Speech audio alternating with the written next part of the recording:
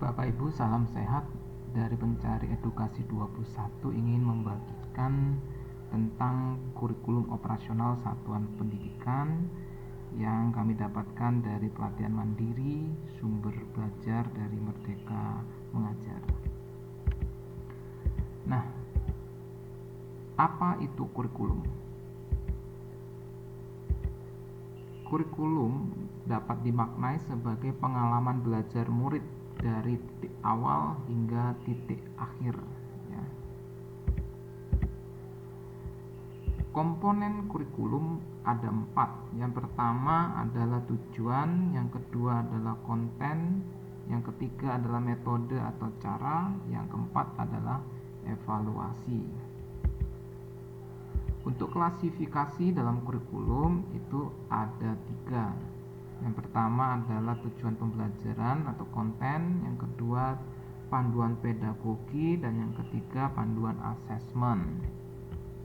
Nah, di sini kita dapat melihat bahwa murid itu adalah jantung dari pengembangan kurikulum, karena dari muridlah kurikulum ini akan dibentuk. Ya, jadi ada klasifikasi dan kondisi keadaan murid serta lingkungan sekolah, baru menuju ke pengembangan kurikulum yang nanti tujuannya adalah juga untuk memberdayakan murid. Peran dan fungsi kurikulum itu sebagai pedoman dan acuan dalam pembelajaran dan juga sebagai pemandu guru dalam proses belajar. Jadi kurikulum seperti suluh atau senter dan juga sebagai rambu-rambu atau pemandu peta pembelajaran.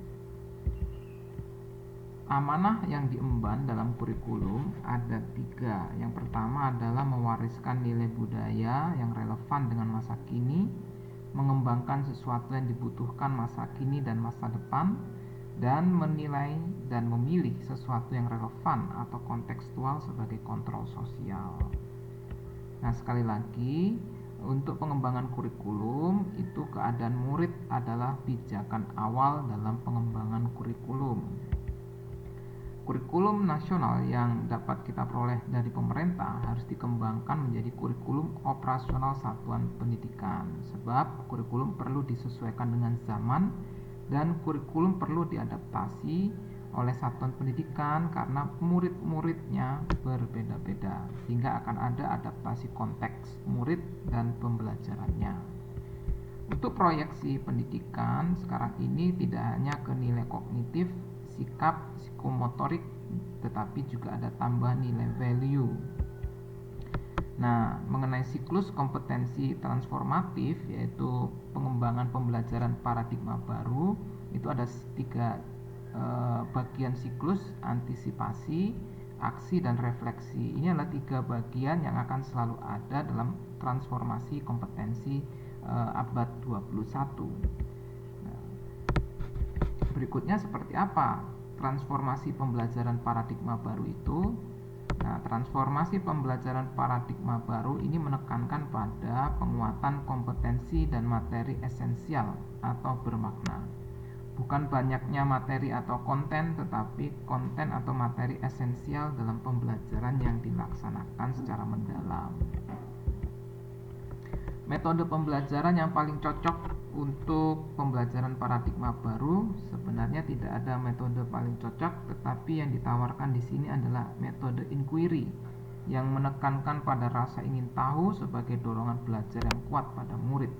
Ya, rasa ingin tahu ini dimunculkan, kemudian digabungkan dengan percakapan sebagai stimulus melalui pertanyaan-pertanyaan yang terbuka. Nah, ini adalah siklus pembelajaran inquiry, dimulai dengan pemantik rasa ingin tahu, lalu murid akan diajak untuk mencari tahu, mengumpulkan informasi, kemudian murid memilah informasi, kemudian mengkoneksikan, mendalami lebih jauh, dan melakukan refleksi serta aksi nyata. Nah, demikian yang bisa kami sampaikan. Salam sehat untuk guru-guru semuanya.